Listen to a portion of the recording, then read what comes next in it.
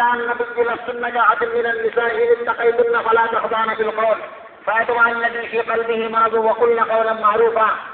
মেয়েদেরকে এখানে বলতেছেন যে তোমরা কর্কশ কথাবার্তা বলো, যে সমস্ত পুরুষের সাথে দেখা যাওয়া যায় নাই তাদের সাথে তোমরা কথাবার্তা যদি বলো লাগে কোনো কারণ বসত, তাহলে সুরকে পরিবর্তন করিয়া বলো।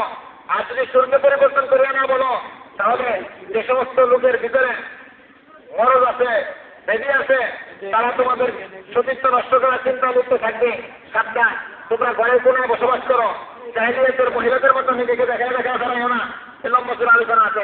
এক আয়াতের মধ্যে আল্লাহ বলছেন মহিলাদেরকে, হ্যাঁ মহিলারা, হ্যাঁ যদি আপনি মহিলাদেরকে বলে দেন তাদের চোখ কেটে দিকে রাখেন। আবার পুরুষদেরকে বলছেন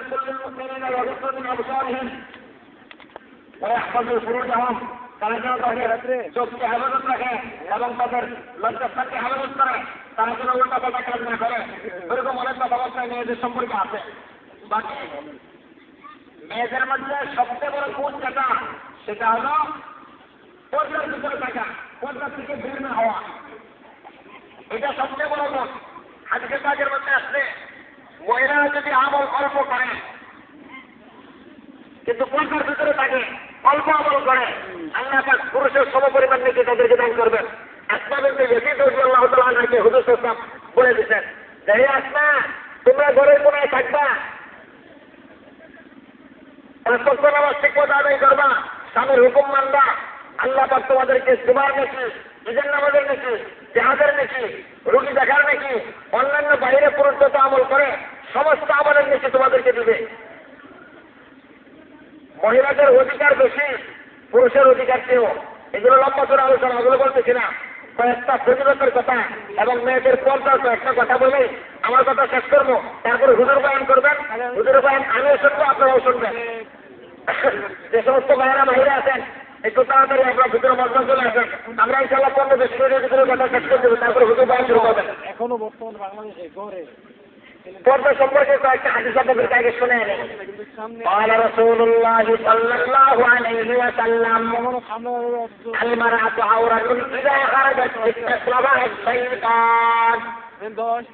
হাদিসে পাকের মধ্যে আছে হুজুর সাল্লাল্লাহু আলাইহি ওয়াসাল্লাম ফরমাইতেছেন মহিলা অর্থই হলো সতর। মহিলারা ঘরের ভিতরে থাকবে, আর তারা যদি ঘর থেকে বের হয় পর্দার বাইরে আসে, পুরুষ পালে চোখে শয়তানে ভালো করিয়া দেখায়। ওই যে দেখো, যদিও মহিলা কালো কিন্তু পুরুষের চোখে শয়তানে ভালো করে দেখায়। ওই যে দেখো ভালো, আসলে কালা।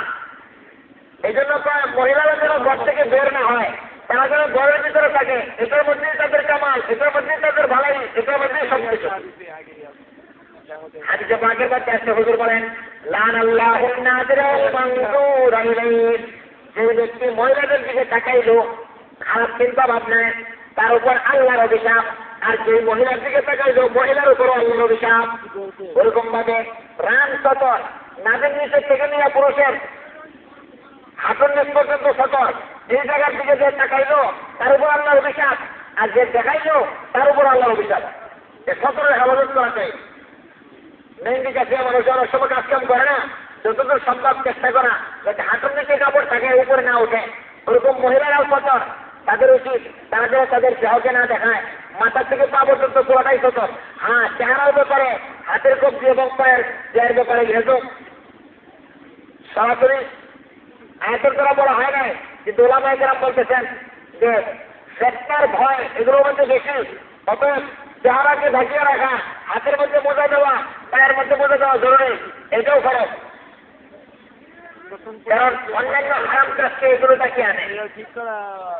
قال رسول الله صلى الله عليه وسلم إياكم والدخول على النساء فقال رجل يا رسول الله أرأيت الحموى قال الحمد الموت। জনাব রাসূলুল্লাহ সাল্লাল্লাহু আলাইহি ওয়াসাল্লাম ফরমাইতেছেন সাবধান, যে সমস্ত মহিলাদের সাথে সাক্ষাৎ করা শরীয়তে অনুমতি দেয় না, তাদের কাছে তোমরা যাও না, তোমরা তাদের থেকে দূরে থাকো, তাদেরকেও তোমাদের থেকে দূরে রাখো। এক ব্যক্তি উঠে আমাকে হুজুর তাদের সাথে দেখা যাওয়া যাবে না, দৌড় সম্পর্কে আপনি কি বলেন? দেওরের সাথে দেখা যেতে পারবো না?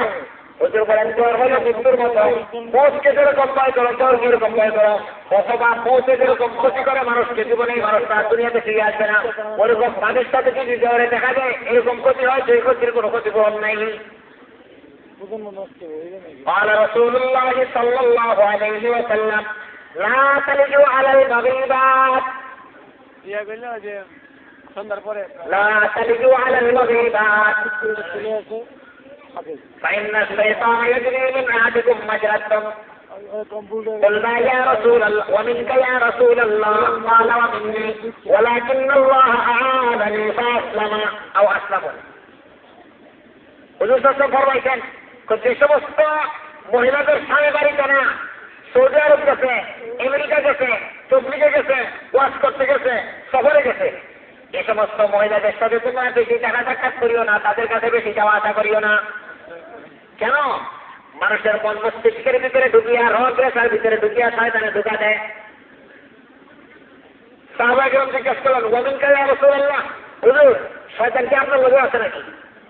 আপনার ওরকম ঢুকা দেয়?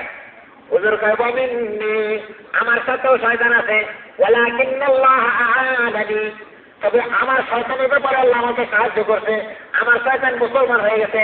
রাবী বলতেছেন হয়তো হুজুরের কথা বলছেন, আসলামু, আমি আমার শয়তান থেকে নিরাপদ থাকি, আমার শয়তান আমাকে ধোঁকা দিতে পারে না, কিন্তু তোমাদের শয়তান এরকম না, তোমাদের ধোঁকা দিতে ওই ঘোড়ার কাছে লিপ্ত করে দিও, সাবধান, তোমরা ওই সমস্ত মেয়েদের কাছে যাইয়ে যাবে। قال رسول الله صلى الله عليه وسلم ما تركت بعدي فتنة أضر على الرجال من النساء। হুজুর বলেন পুরুষের জন্য মহিলাদের চেয়ে মারাত্মক কোনো ফিতনা আমি দুনিয়াতে ছাড়িয়ে দেয় নাই। পুরুষের জন্য সবচেয়ে বড় ফিতনা যেটা সেটা হলো মেয়েদের ফিতনা, মেয়েদের বেপরদিকির ফিতনা। হাদিসের মধ্যে আছে জনাবে রাসূলুল্লাহ সাল্লাল্লাহু আলাইহি ওয়াসাল্লাম এবং হুজুরের সাথে আব্বাস রাদিয়াল্লাহু তাআলা আনহু এবং হুজুরের সাথে তো ভাই আব্বাস রাদিয়াল্লাহু তাআলা আনহুর ছেলে ফজল রাদিয়াল্লাহু তাআলা আনহু তিনজন এক সাওয়ারের উপর সাওয়ার হইয়া এক জায়গায় যাইতেছেন, সফর যাইতেছেন। তো বনি হাসান গোত্রের এক মহিলা জনাবে রাসূলুল্লাহ সাল্লাল্লাহু আলাইহি ওয়াসাল্লামের কাছে একটা মাসলা জিজ্ঞেস করার জন্য আসছে।